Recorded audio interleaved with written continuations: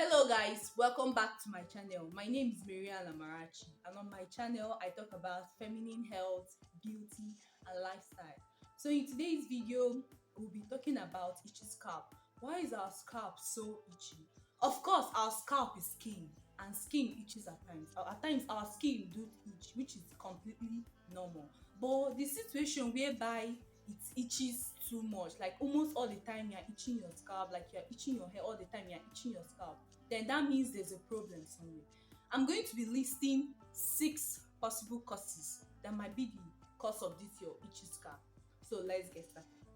The first one is seborrheic dermatitis. A known characteristic is dandruff. I have a dedicated video on dandruff, on what causes dandruff, and also home remedies that I gave in the video. I'm going to leave the link in the description box. When you come to seborrheic dermatitis, what this actually means is oil and then skin. That means when there's excessive production of oil on the skin and then it causes dandruff. If you go watch my dandruff video, you understand exactly what I'm talking about. Then the next one is dry scalp. Of course, dry scalp is a kind of similar to dandruff, but the only difference is that dry scalp doesn't smell, but dandruff smells. But actually, dry scalp can lead to dandruff. Okay, I'm going to explain. When you have dry scalp, of course your skin is dry and is inflamed, and when it's inflamed, it alerts your body system to do something about it. And what they do is that they proliferate cells to go there and heal the place, to cover up the water loss. And that's from that dry scalp, it can now lead to dandruff. And when that unmatured, that's the proliferated cells goes up there to take care of what's going on, that's when it causes dandruff. Of course, the flaky skin there is the dandruff. The third one, which is scalp psoriasis. Scalp psoriasis is actually a worse condition of dandruff. It's a situation whereby our skin fights our own body cell, thinking that their cells are troublesome. At times you do find this scalp psoriasis on children, little infants, but it normally goes away on its own. But if it doesn't go away, you have to treat it. Of course, I'm going to leave a picture of what this scalp psoriasis looks like. It's actually a very worst case, and your skin is red, is inflamed, is very itchy, scaly, and all those stuff. So you really need to go and visit the doctor in order to cure that one.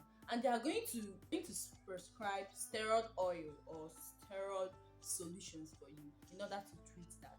Then moving over to the fourth one, which is head lice. Of course, all of us knows that head lice is one of the main causes of itchy scalp. If you have head lice, of course your scalp will be very itchy. And there's something they normally do say. I can still remember, because I've once had lice. There is this myth that people do carry around that I want to debunk here. If you have lice, that if you relax your hair, that it can reduce the population. Okay, what you guys need to understand is that lice don't discriminate. Whether you have virgin hair or your hair is straight, any type, it doesn't discriminate. And actually it's more comfortable in a straight hair, that's a relaxed hair, because kinky, like a virgin hair is in form of a kinky form and just coily. So for it, the movement will be a little bit hard, but it doesn't discriminate anybody. And another thing there is that lice loves both clean hair and dirty hair. If you don't have clean hair, it will visit you more because there is no oil obstructing its movement. So whether you have dirty hair or clean hair, lice doesn't discriminate. And again, the main thing that causes that itching is when the lice feed on our blood. It sucks the blood, that's its main food. And when the thing sucks the blood, it secretes something that it uses to cover up the place, and then the reaction of that and then our skin, that's the main thing that causes the itchiness, the inflammedness, and then the redness. Then the fifth one is fungal infection. Example is ringworm.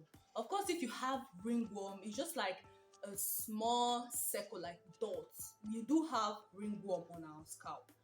What this does is that it actually causes hair breakage, because there will be no hair in that particular place. It will remove all the hair there. And what you can do about this one is that you need to look for a shampoo that contains selenium sulfide.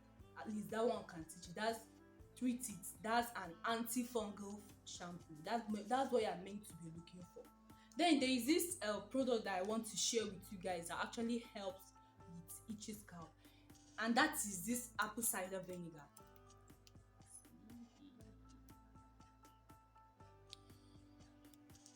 This apple cider vinegar, it contains antifungal properties. So assuming, for example, you are carrying braids on and you are not ready to lose it and wash your hair, and again and it's itching you very well, you can use this apple cider vinegar rinse. If you want to make use of it, you need to shake it because there's something that normally do relax on the bottom part. Then for this apple cider vinegar, of course you need to dilute it. If you watched my previous video, that's a wash day for an itchy scalp, I used it in the video, and what the thing does is that it deep cleanses your hair. It fights fungal infection in your hair. So I believe it can also work for that ringworm, but it's not completely certain. But this apple cider vinegar is just a must have. You must surely have this, like, if you know you are suffering from itchy scalp. The other things that this apple cider vinegar does, it has so many benefits, like so many beauty benefits. You can use it as soon as diluted. You can actually take it, you can drink it, but you need to dilute it. There are so many things you can do with it. Which is the sixth one, that is damaged hair follicle. Yes, damaged hair follicle can lead to high tension. Maybe when you make your hair, you tighten it very well. When you tighten it very well, there is tension. It can cause drama to your follicles, like it can cause problems for them. The next one is use of high heat. Like if you are me, I personally don't like using cold water in washing my hair. I normally use lukewarm water, but that doesn't mean you should use very hot water because it can actually cause dryness. It can irritate your follicles. Then the next one is the type of product that you use on your hair.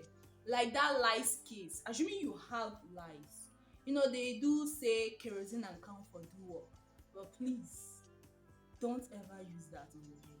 If you know you are suffering from itchy scalp, don't near that stuff on your hair. The people say that it actually works, but the side effects, please run. Like, of course I once had lice and I tried the treatment. Of course, it's so painful, and cannot even explain it. It's like it's so painful, as if your hair is burning. It's very, very painful.